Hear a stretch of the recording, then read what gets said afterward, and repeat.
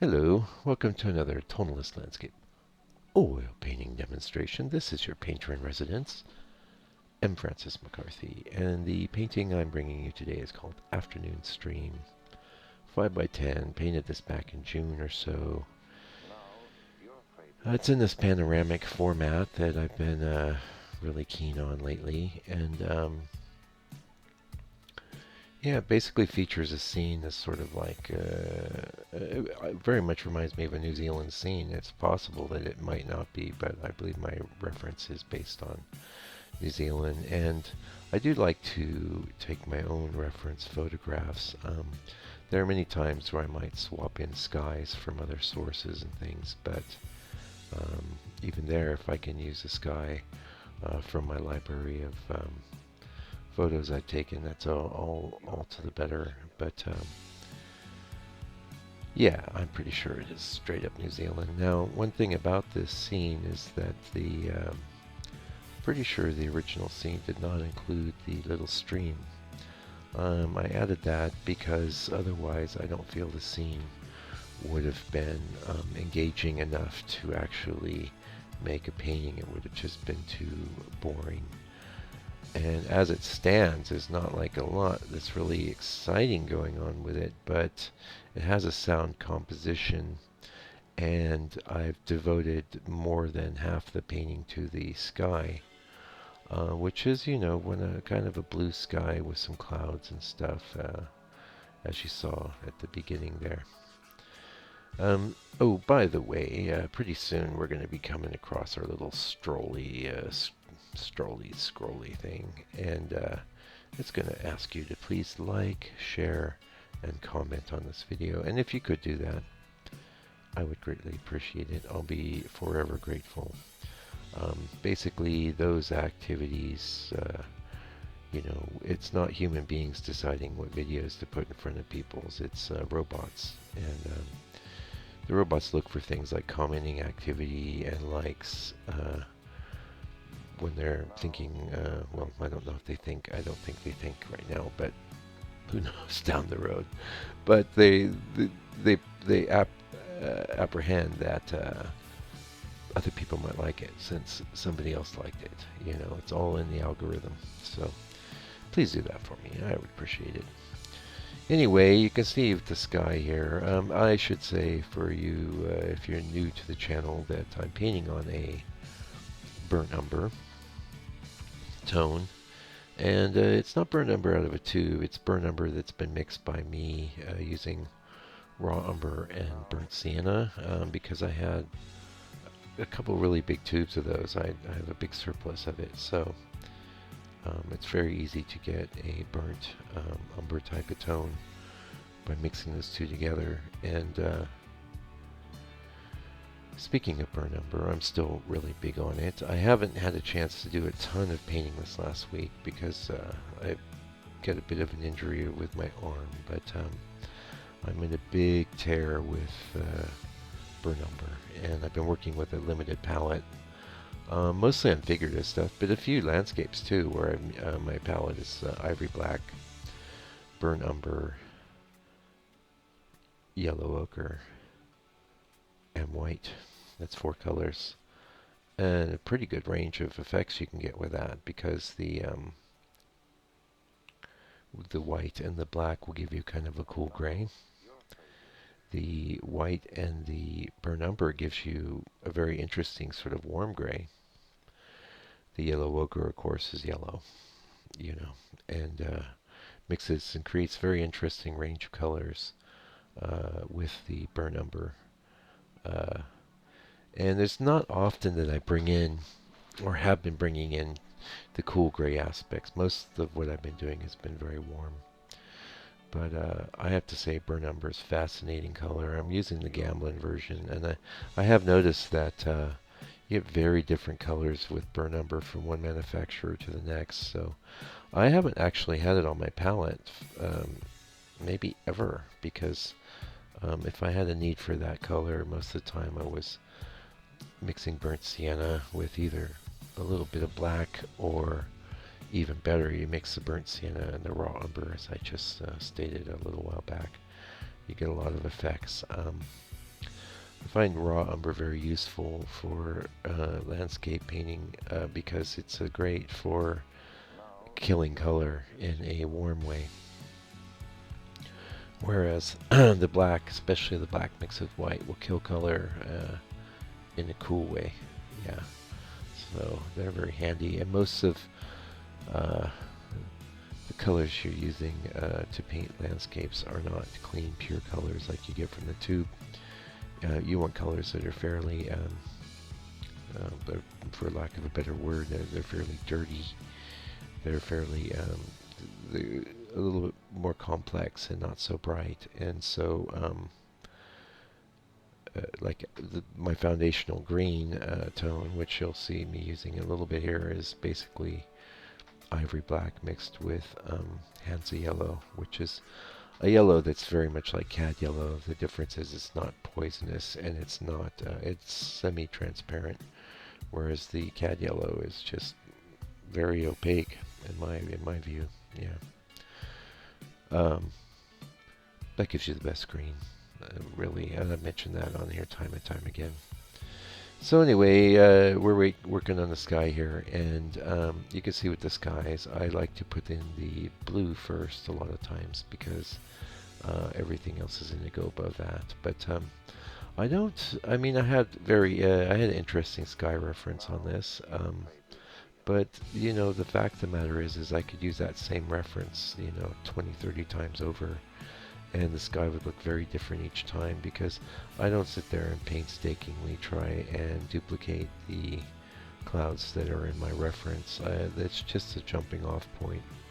It's just a place to start, and it's good not to. Definitely, you don't want your clouds really tight. That's a bad move. You want your clouds open. Yeah. Uh, well, I don't think I've ever really talked too much about that, but I accomplish that with sort of loose brushwork. So, and then I'll do things in the sky like dry brushing, sometimes scumbling. Mostly I'll do scumbling, say, on landscape objects that are in the distance, like hills or anything that might be in the distance. It could be trees, anything like that. That's where I like to use scumbling. But I can scumble in the sky too if I think the bottom of the sky needs a little more haze. And this is another thing. I mean, it seems self-evident, but the sky gets lighter towards the bottom always. So even if your reference has a solid blue sky, the same blue at the top as the bottom, you would want to bring in a lighter quality as you get down towards the horizon. Yeah.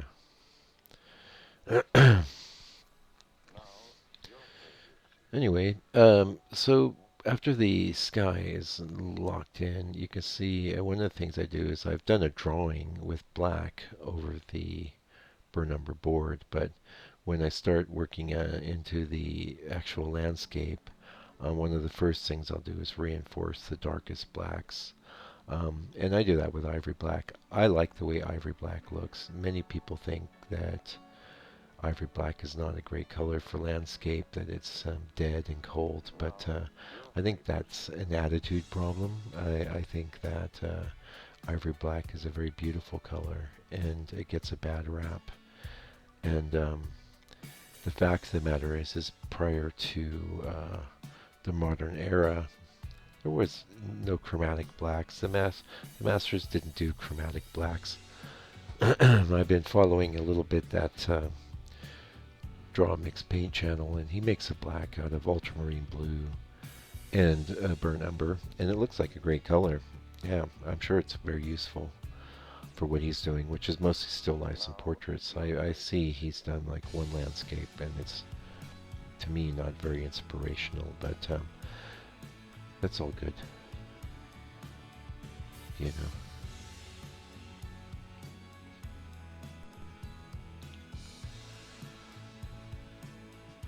So, talking about his chromatic black, um, I think it's a pretty cool idea, mostly because the burnt umber mixed with the ultramarine blue is going to give you a very, very, very dark color. But unlike the chromatic black that I was using, which was Pardon me. A bit of a frog in my throat. Was alizarin crimson and phthalo green. That made a very dark color too, but with definite strong purple overtones. And who knows, sometime or the other I might play with the burnt umber and ultramarine blue. One of my issues is, though, I'm not a huge fan of ultramarine blue. As far as color tones go, it's not a blue I like, but I like cobalt blue, and cobalt blue would never do that. Although I also like phthalo blue, which would do that, but would probably end up giving you a bit of a synthetic quality. The ivory black, you know, you could say it's dead, you could say it's cold, but I don't think so. I think you just gotta know how to use it. How about that? Yeah, so I'm a big believer in it, and I have to say I believe I'd want black on any palette that I was working with. It's just very useful. Okay, you can see we've just switched to the second painting session, so I'm going to start off with a bit of glazing here. In this case, I'm glazing with transparent earth yellow, which is a color from Gamblin. That's a synthetic modern pigment. It is like a transparent yellow ochre. And you can see when it goes on, initially you go, ooh, that's way too strong. But second thing I do is wipe most of it off. It has a staining effect that is very, very powerful.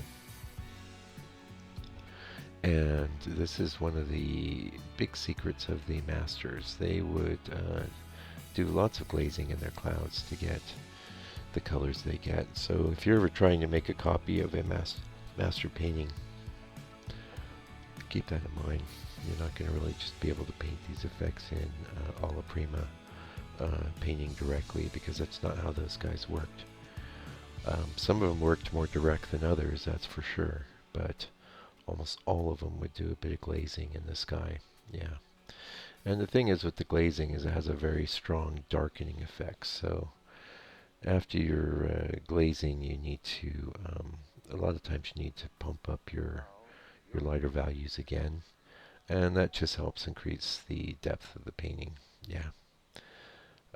You can see I've got a pretty good range of creams, whites, rusts, mauves, bunch of different blues, bunch of different grays. Getting back to ultramarine blue, if I had to use it, I could use it. I started out with ultramarine blue. It's a fine color. Many painters like it. And this is I guess gets to the other point when we're talking about color palettes. There's no such thing as one person's color palette is better than another person's color palette. And I get more questions about colors in my email and on the channel comments than almost any other question. And people want to know what colors I'm using and why, because they think there's some magic in it, but and there is, to be honest. But what I recommend to people to do very consistently is to start with a basic palette, try things out, see what resonates with you personally, because of all the aspects of painting that you do, the color is the most subjective and personal aspect.